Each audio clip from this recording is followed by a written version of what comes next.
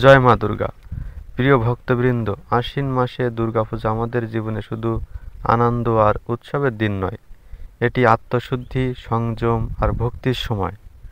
শাস্ত্র বলে এই দিনগুলোতে ভক্তের বিশেষ কিছু কর্তব্য রয়েছে, আবার কিছু বিষয় থেকে অবশ্যই বিরত থাকতে হবে। আজ আমরা দেবী মহামায়ার পূজার সময় কি করা উচিত আর কি করা উচিত নয় সেই নিয়মাবলী জেনে নেব। চলুন শুরু করি। করণীয় সমূহ: শুচিতা ও পবিত্রতা। ভক্তের প্রথম কর্তব্য হল শুচিতা।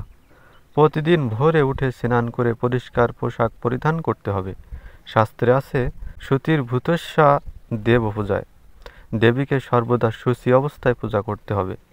পূজার স্থান পরিষ্কার রাখতে হবে। পবিত্র পাত্রে জল, ফুল, ফল নিবেদন করতে হবে। জুতা, স্যান্ডেল, নোংরা কিছু নিয়েই পূজা মণ্ডপে প্রবেশ করা যাবে না। উপবাস ও সংযম। ষষ্ঠী থেকে নবমী পর্যন্ত ভক্তদের উচিত নিরামিষ ভোজন করা। অষ্টমীতে অনেক ভক্ত উপবাস বা নির্জলা ব্রত পালন করেন। শাস্ত্রে বলা আছে, অন্নব্রতাং মহাপুণ্যং। অন্নাহার সংযমে দেবী পরম সন্তুষ্ট হন। এ সময় ব্রহ্মচর্য পালন অর্থাৎ ইন্দ্রিয় সংযম করে দেবীর আরাধনায় মনোযোগী হতে হবে। পূজা অর্চনা ও স্তোত্র পাঠ। প্রতিদিন সকাল সন্ধ্যায় দেবীর আরাধনা করতে হবে ধূপ, দীপ, ফুল, বিল্বপত্র, চন্দন দিয়ে। দেবীর নাম জপ করতে হবে। যা দেবী সর্বভূতেষু মাতৃরূপেণ সংস্থিতা, নমস্তস্যৈ নমস্তস্যৈ নমস্তস্যৈ নমো নমঃ। চণ্ডীপাঠ, দুর্গা চালিসা, মহিষাসুরমর্দিনী স্তোত্র পাঠ করলে দেবী পরম প্রসন্ন হন।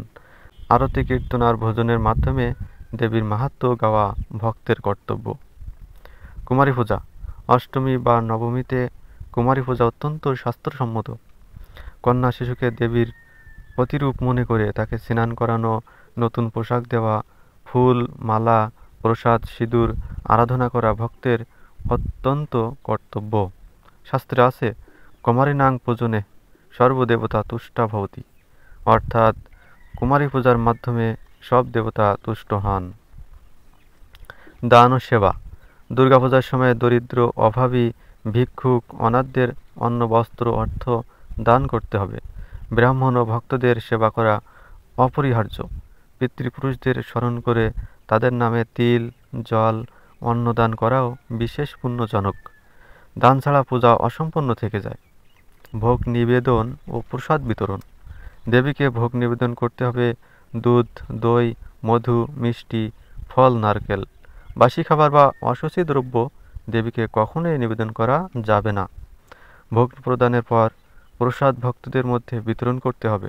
প্রসাদ হলো দেবীর আশীর্বাদের অংশ, তাই প্রসাদ নিয়ে ভাগাভাগি করার সময় কোনো রকম অসুবিধা যেন না হয় সেদিকেও লক্ষ্য রাখতে হবে।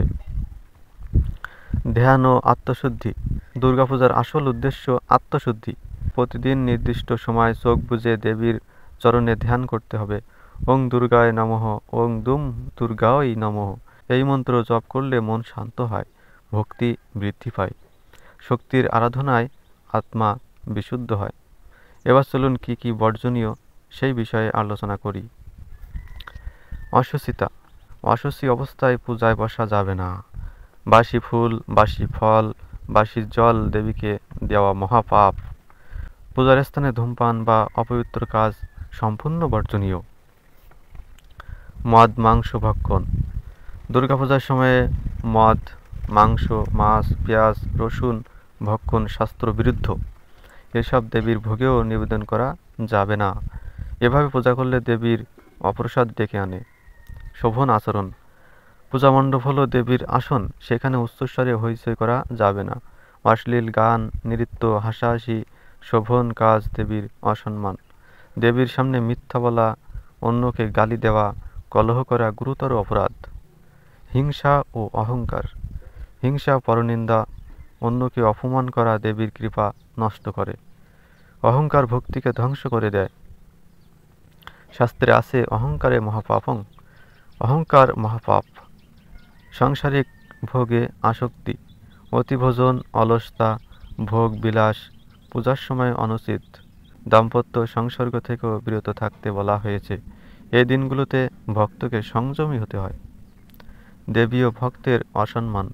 ব্রাহ্মণ, পুরোহিত, কুমারী, নারী বা ভক্তদের অসম্মান করলে পূজার ফল নষ্ট হয়। কলহ, মারামারি, রাগ, ক্ষোভ দুর্গাপূজার সময় মহাপাপ। বিশেষ নির্দেশনা। অষ্টমী অঞ্জলি হলো পূজার মূল আকর্ষণ। শুদ্ধ চিত্তে ফুল নিবেদন করতে হবে।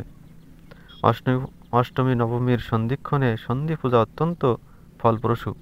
দশমীতে সিঁদুর খেলা বিবাহিতা নারীদের জন্য শুভ লক্ষণ।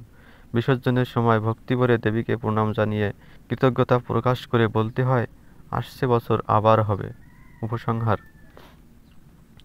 ভক্তদের করণীয় হল শুদ্ধ ভক্তি, উপবাস, পূজা অর্চনা, দান, ধ্যান ও সংযম।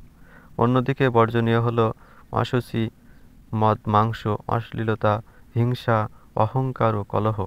এসব নিয়ম মেনে চললে দুর্গাপূজা হয় সত্যিকারের আত্মশুদ্ধি ও দেবীর কৃপা লাভের মহোৎসব। জয় মা দুর্গা।